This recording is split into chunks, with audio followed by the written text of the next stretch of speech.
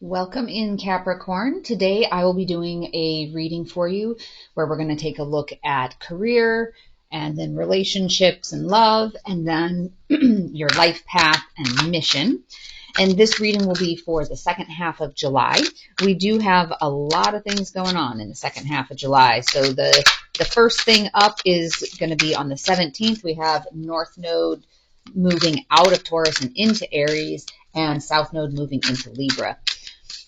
And North Node that's that energy of what is it that you're supposed to accomplish in this lifetime? Where do you need to grow? And what is it that you should be aspiring to be? Where are you moving out of your comfort zone? And with that moving into Aries with that fire energy, that's really about standing in your truth, being bold and assertive, being unapologetically you, and don't make yourself small for the sake of other people. Be fearless and be proactive. Taking a look first at the career side of things, in the recent past, it was the Lovers in reverse, and so as that pertains to I guess non-romantic relationship situations, that's about making choices or like some disharmony there. Maybe there is an imbalance. You've been looking at your job situation and there's been something that hasn't felt quite right. It's making you a little bit unhappy, but your present energy, this Wheel of Fortune, that's kind of that fated and destined type of energy. And with the Wheel of Fortune, that is that things are moving forward in a positive direction, good karma and change. And so that's a good place. You went from being sort of unhappy and now you're in a good place. And what is on the horizons for you is going to be your Eight of Pentacles. And that's really about honing in your expertise and your skills and your talents. And that's going to be moving you in a good direction. And with this Wheel of Fortune showing up, and all of the positive things coming in with that and abundance, it's really going to be able to match you up very well to increase your skills, hopefully make that a more rewarding work experience, work life for you. As I mentioned, with North Node moving into Aries, South Node is also moving into Libra on the 17th. And your South Node, that is, what are you still carrying forward from past lives? And what past patterns symbolize usually is that kind of that comfort zone and the attachments that are hindering you from personal growth. So this could either be things from a past life or things from earlier on in this life. And Libra is all about balance and finding harmony, but the slippery slope with Libra is you don't want to get into a people-pleasing energy. So you want to be mindful of that. On the relationship side of things, coming in the recent past is your Five of Wands, and that's kind of that conflict, anger. Maybe you've been fighting some or having arguments or disagreements with the person in your life. If you're single, maybe it's that there's some anger and issues there about the fact that you're having troubles finding a love partner. That was your recent past. In the present, sitting in the moon energy, that's kind of that mysterious type of energy. You're looking at your subconscious, but it can also be like deception and trickery. So maybe some of this conflict is now creating a sense of distrust, and you're wondering if things are an illusion, if there's deception that's going on. And that's kind of that mental headspace that you're in right now. Maybe it's a matter of overthinking some of the conflicts that you've had.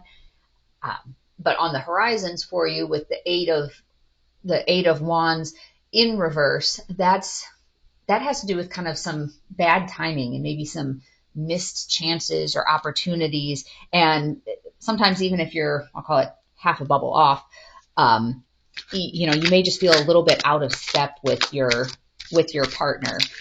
Usually just a little bit of time and kind of self-reflection helps with some of that. One of the other changes that's coming up as well this month is on July 22nd, Venus goes retrograde in Leo. And that retrograde energy, that is calling on you to look inwards and figure out what needs to be healed so that you can stand in your truth. What really matters to you? And that Leo energy is that creativity and that self-expression. And as you do that on the 22nd, and leading up to retrograde, and then after it goes retrograde, as you look within yourself to see what all needs to be healed, you can work on some of that kind of, I'll call it bad timing and missed chances, and see what are the illusions maybe that you're sitting in right now that has created some of the, I guess, unease in the current situation, and maybe work on how you can remedy that going forward. The last part here, looking at your life path and your mission. In the recent past, we have the Page of Wands in reverse, and that's kind of that dull, indecisive. You don't really know what direction to go.